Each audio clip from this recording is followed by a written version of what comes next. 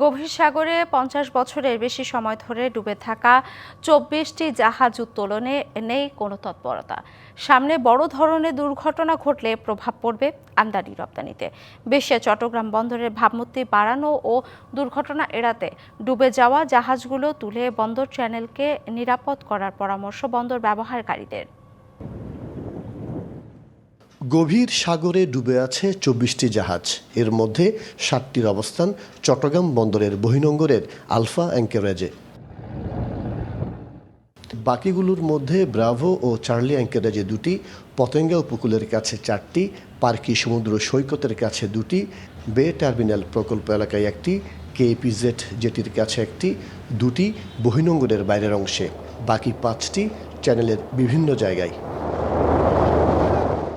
এর মধ্যে ৪০ থেকে ৫০ বছরের পুরনো জাহাজও আছে।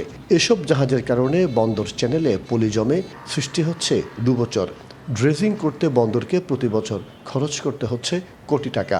কোনো কারণে যদি ২৪ ঘন্টা ৪৮ ঘন্টার জন্য চ্যানেলটা বন্ধ থাকে তাহলে কিন্তু আমাদের পুরো দেশের ইকোনমির উপর এফেক্ট করবে। বাট আমি যতটুকু জানি আমার দেশেই কিন্তু অনেক এই ব্যাপারে মেরিন সেক্টরে অনেক এক্সপার্ট কোম্পানিরা আছেন যারা এই জিনিসটাকে অ্যাড্রেস করতে পারবেন, সলভ করতে পারবে।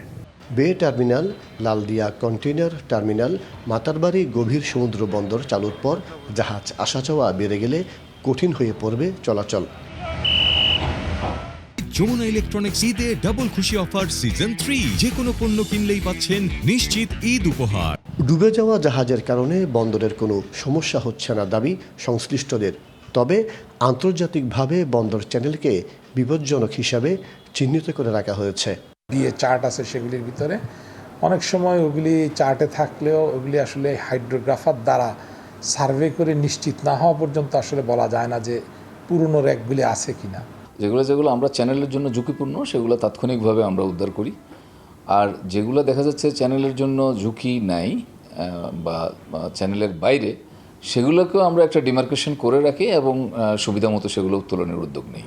কর্ণফুলী ও বঙ্গোপসাগরের তলদেশের উচ্চতা বাড়ায় এসব জাহাজ যে কোনো সময় বিপজ্জনক হতে পারে বলে শঙ্কা বন্দর ব্যবহারকারীদের। মাসুদুল হক, ডিবিসি নিউজ, চট্টগ্রাম। রমজান জুড়ে শরবত বা জুসের বায়না